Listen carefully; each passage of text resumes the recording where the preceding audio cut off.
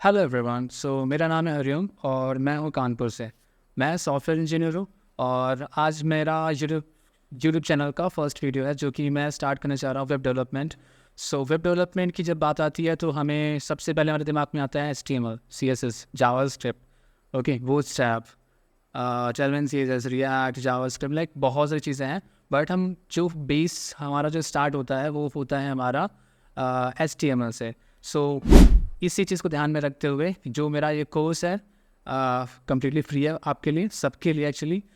यहाँ पे मैं आज इस वीडियो के थ्रू आपको HTML के जो बेसिक कॉन्सेप्ट हैं और जितना भी आपको जानना चाहिए for starting web development programme, और या फिर आप इंटरव्यू के लिए अवेयर होने जा रहे हो तो उस पर्पज़ से भी आप ये वीडियो देख सकते हो, जिस पे मैं HTML के सारे टैग्स जो भी इंपॉर्टेंट है, जो मोस्टली पूछे जाते हैं इंटरव्यू में और जो आपको जानने चाहिए, ठीक है, तो वो चीज़ें मैं कवर करने वाला हूँ और ये वीडियो काफ़ी हेल्पफुल होने वाला है आप लोगों के लिए। वीडियो को लास्ट तक देखना और अगर नए हो तो चैनल को सब्सक्राइब कर लेना, ठीक है। तो हम कंटिन्यू करते हैं अपना वीडियो। हम आ गए हैं अपने PPT पे। मैंने आपके लिए HTML फॉर वेब डेवलपमेंट ये कुछ इंपॉर्टेंट क्वेश्चंस रखे हैं जो कि मोस्टली इंटरव्यू में पूछे जाते हैं, तो इससे रिलेटेड हम सीखने वाले हैं, right. HTML basically this is a hypertext markup language, okay, hypertext markup language जो कि स्टैंडर्ड मार्कअप लैंग्वेज है वेब एप्लीकेशन क्रिएट करने के लिए। तो इट्स लाइक कि कोई वेबसाइट है तो उसका जो बेस स्ट्रक्चर होता है ना, वो दैट इज़ एन HTML। मतलब HTML is like a pillar, okay. अगर HTML नहीं होगा तो कोई भी वेबसाइट स्टैंड आउट नहीं कर पाएगी। HTML का रोल वो होता है, लाइक आपका जो बेसिक, लाइक अगर मैं अपनी ह्यूमन बॉडी की बात करता हूँ तो जो हमारा स्केलेटन है, जो हमारी बोन्स हैं, वो that is an HTML, because उसके ऊपर ही हमारा पूरा शरीर है, उसके अंदर ही सारे हमारे एडजस्ट होते हैं, हमारे लिम्स, हमारे ऑर्गन्स, हमारा पूरा बॉडी, पूरा मतलब जो कि हम खड़े हैं साफ सुथरा एक इंसान की तरह दिख रहा है। तो this is just because of HTML। और मैं अगर ये इंसान की बात करूँ तो that is the bones, okay. HTML का रोल उस तरह से होता है कि this is hypertext markup language जो कि स्टैंडर्ड मार्कअप लैंग्वेज है और इसका यूज़ हम वेब पेजेस को क्रिएट करने के लिए करते हैं। तो it structures the content on the web pages में आपके कंटेंट को स्ट्रक्चर करता है कि किस टाइप से आपका वेब कंटेंट होना चाहिए, राइट। जैसे आप एक एग्जांपल देख सकते हो, मैंने यहाँ पे एक एग्जांपल दिखाया है कि HTML टैग यूज़ किया है, देन मेरा एक हेड सेक्शन है जो कि सबसे टॉप मोस्ट सेक्शन होता है। यहाँ पे हम टाइटल्स रखते हैं, मीडिया टैग्स रखते हैं, डेटा रखते हैं, वो सारी चीज़ें करके हम हेड सेक्शन में रखते हैं।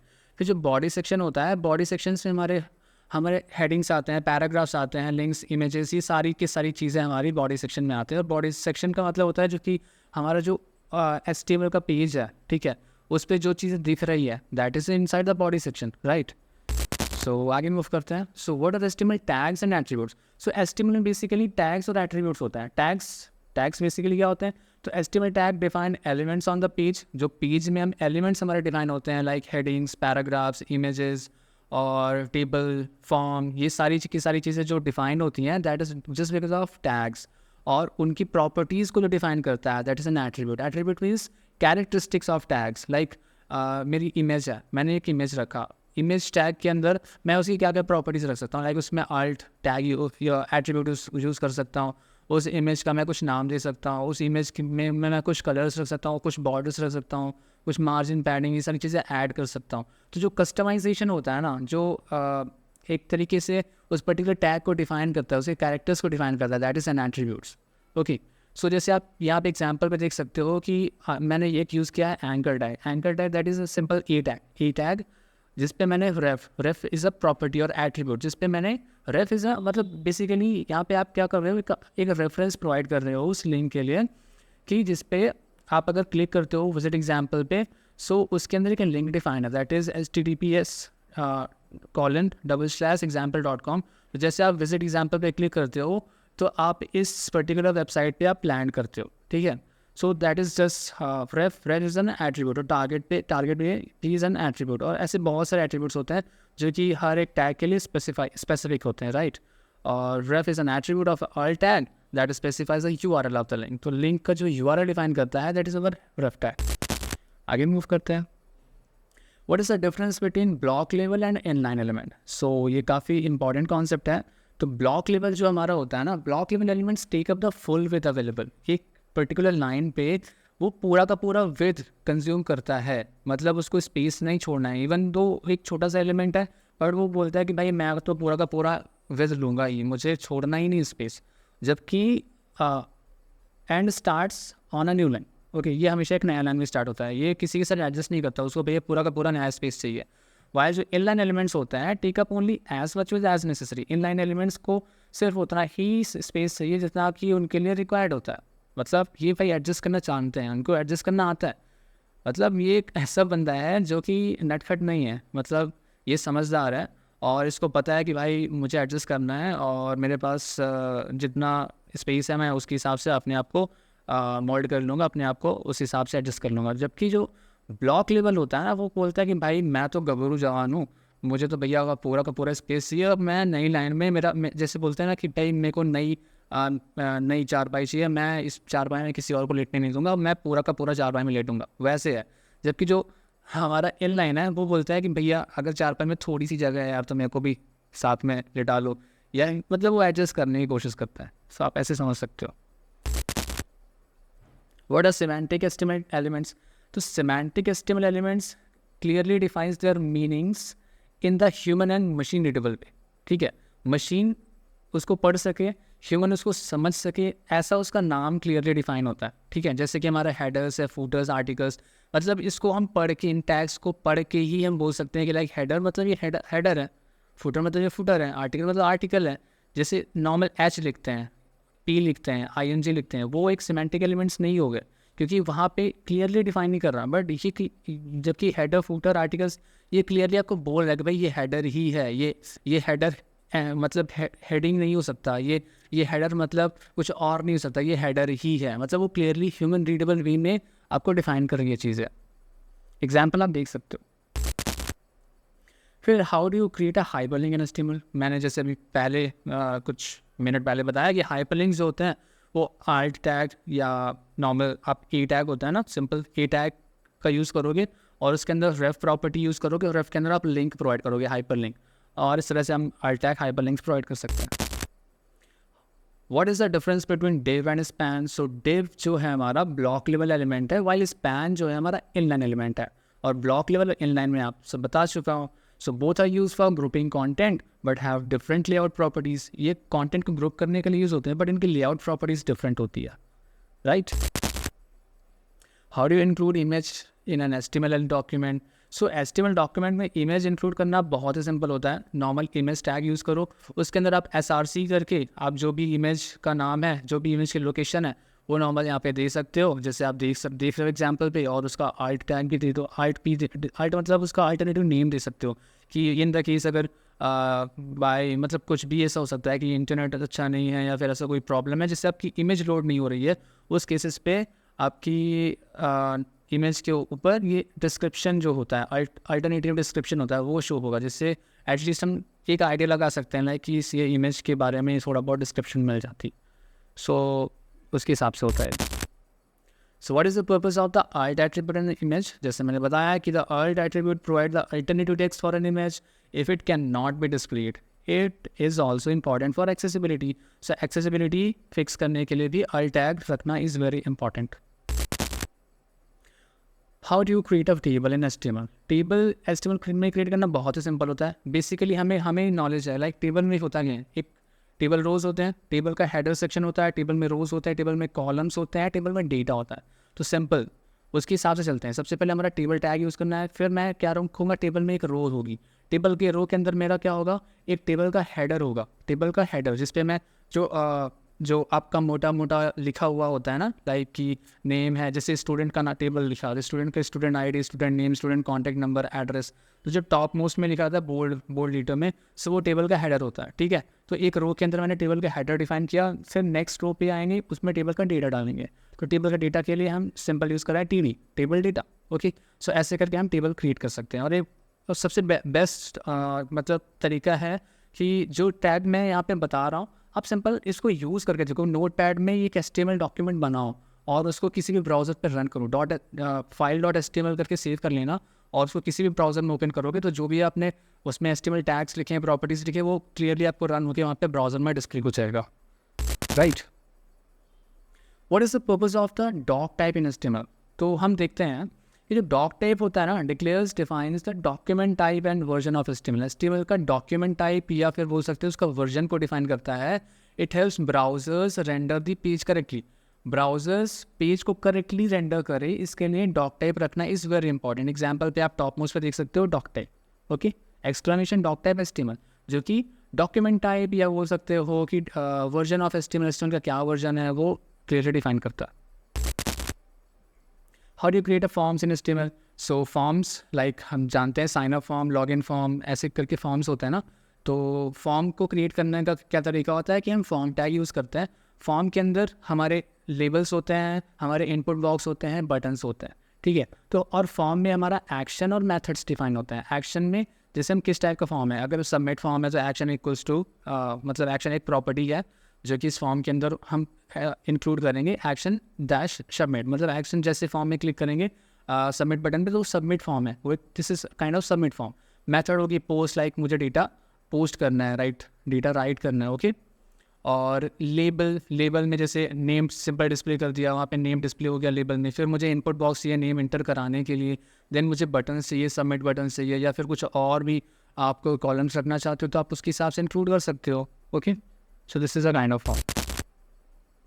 What is the difference between get and post method in the form? So get appends data from appends form data to the URL.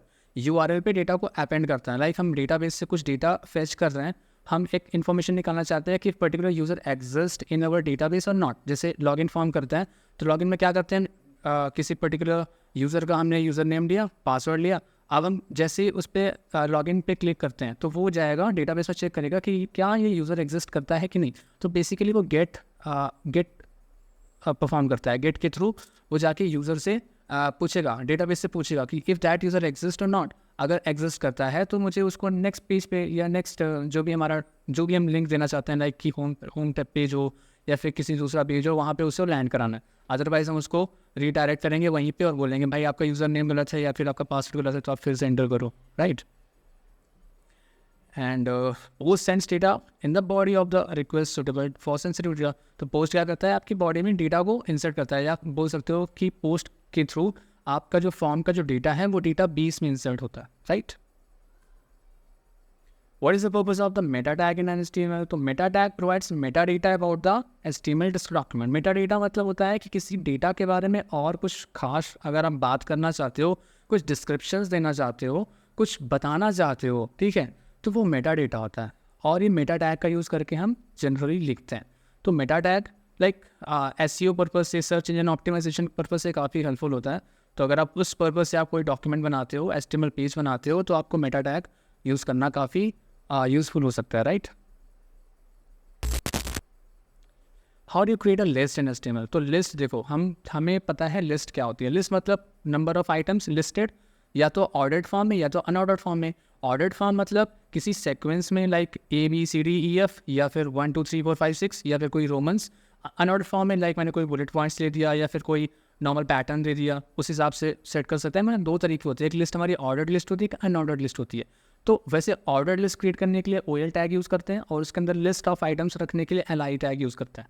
वैसे अनऑर्डर लिस्ट के लिए OL और अनऑर्डर के लिए UL और ऑर्डर के लिए OL यूज़ करते हैं, और उसके अंदर लिस्ट ऑफ आइटम्स रखने के लिए हम LI टैग यूज़ करते हैं। सो आई थिंक ये सारी चीज़ें मैंने एग्जाम्पल पे दे रखी है, आप एक बार ट्राई करके देखिए, बहुत ही सिंपल चीज़ है। What is an iframe and how it is used? Okay, so an iframe is used to embed another HTML document within the current document. आपने एक HTML डॉक्यूमेंट बनाया, उस पर आप उसके अंदर आप चाहते हो कि मैं किसी दूसरे HTML डॉक्यूमेंट को इसी के अंदर एम्बेड कर लूँ। तो एम्बेड करने के लिए जो टैग यूज़ होता है that is an I frame. और आई फ्रेम के अंदर हम प्रॉपर्टीज़ दे सकते हैं कि भाई उसका जो डॉक्यूमेंट इंसर्ट कर रहे हैं उसका सोर्स क्या है, उसमें वो डॉक्यूमेंट हमारे वेब पेज में कितना विड्थ और कितना हाइट कंज्यूम करके दिखेगा। तो उस हिसाब से वहाँ पे उसकी प्रॉपर्टी सेट करके हम वो दूसरा डॉक्यूमेंट अपने पर्टिकुलर डॉक्यूमेंट पे शो करा सकते हैं। What is the difference between head and body tag? Okay, so head contains metadata and links to resource like CSS and JavaScript. तो जो भी हमारे रिसोर्सेज होते हैं, CSS के हमने कुछ फाइल्स बनाई हैं, JavaScript की कुछ फाइल्स बनाई हैं, ठीक है, तो वो सारी चीज़ें हम कहाँ पे हेड टैग में इंसर्ट करते हैं। और जो हमारा बॉडी टैग होता है that contains the actual data, actual information और एक्चुअल वेब कॉन्टेंट, ओके। और जैसे आप देख भी सकते हो एग्जाम्पल पे, आप एग्जाम्पल को रेफर करना, और इसको प्रैक्टिस भी करना तो और भी ज़्यादा अच्छे से क्लियर हो जाएगा।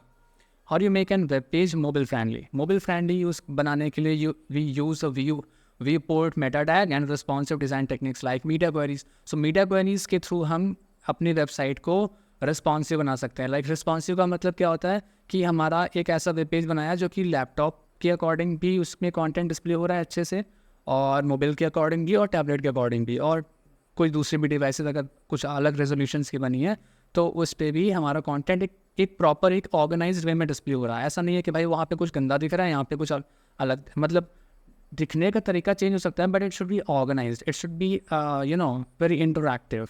इट शुडंट बी लाइक कि मुझे देखने में मज़ा ही नहीं आ रहा भाई, मेरा जो कंटेंट है अजीब सा दिख रहा है वहाँ पे। तो वो जो मीडिया क्वेरी के थ्रू उसके अपने एस्टिमल जो हमने टैग्स रखे हैं, हमने जो एलिमेंट्स रखे हैं, उनकी height, width, margin, padding, colours, सारी चीज़ों को डिफाइन कर सकते हैं। Everything is possible. What are data attributes in HTML? So data attributes allow you to store custom data on HTML element using the data dash star attribute. तो इसका use करके हम कस्टम डेटा कुछ insert कर सकते हैं। It's not that much useful but फिर भी मैंने यहाँ पे रख दिया। How to use the audio and video tag in HTML? सो अगर आप HTML वेब पेज पे आप ऑडियो या फिर वीडियो इंसर्ट करना चाहते हो तो उसके लिए हम ऑडियो और वीडियो टैग यूज़ करते हैं। ऑडियो के साथ ये कंट्रोल्स डी रखना ज़रूरी होता है। ये एक प्रॉपर्टी है, एक ऑब्जेक्ट है जो कि आपके जो सोर्स आप इंसर्ट करने जा रहे हो तो उसको प्रॉपरली रेंडर कर देता है, राइट। और जैसे आपने ऑडियो टैग यूज़ करके आपने सोर्स टैग यूज़ करना है, सोर्स में आपकी जो ऑडियो फाइल है वो अपनी इंसर्ट कर दी, टाइप बता दिया भाई दिस ऑडियो और उसकी ये फॉर्मेट है, एक्सटेंशन MPEG और जो भी है। और वैसे वीडियो में भी हमने ऐसे कर दिया नॉर्मली, और हमारा जो ऑडियो या फिर वीडियो फाइल है वो हमारे HTML डॉक्यूमेंट में रेंडर होकर डिस्प्ले होने लगेगा। What are the new features in HTML5? So HTML5 introduces new elements like header, footer, article, मतलब बेसिकली semantic tags उन्होंने इंट्रोड्यूस किया HTML5 में, और न्यू इनपुट टाइप्स जैसे native audio and video supports, canvas and more. So ये सारी चीज़ें HTML5 में इंट्रोड्यूस हुई हैं। तो इनके बारे में अगर और इन्फॉर्मेशन चाहिए तो you can search on Google, right. So basically इतना जो चीज़ें मैंने डिस्कस किया this is more than enough. और ज़्यादा इन्फॉर्मेशन आपको चाहिए तो you can there's a lots of options you can go for it. So बहुत सारी चीज़ें होती हैं यार, तुम एक बार जाओ तो ChatGPT ओपन करो, गूगल ओपन करो, यहाँ पे सर्च करो भाई HTML के कुछ ऐसे इंपॉर्टेंट चीज़ें या फिर मोस्टली आज HTML क्वेश्चंस या ऐसी चीज़ें, तो इससे आपको बहुत सारी नॉलेज मिलेगी। सो आज के वीडियो में सिर्फ इतना ही। ये जो भी चीज़ें मैंने डिस्प्ले बताई है ये मतलब मोर देन एनफ है। अगर आप इतना नॉलेज ले लेते हो HTML के बारे में तो आप वेब डेवलपमेंट स्टार्ट कर सकते हो, बिकॉज HTML में हमें ज़्यादा कुछ जानने की ज़रूरत नहीं है। HTML इज़ लाइक हमें इतना पता है यार कि this is a basic foundation of a particular website, तो जो कि एक पर्टिकुलर स्ट्रक्चर हम इससे बनाते हैं, ठीक है।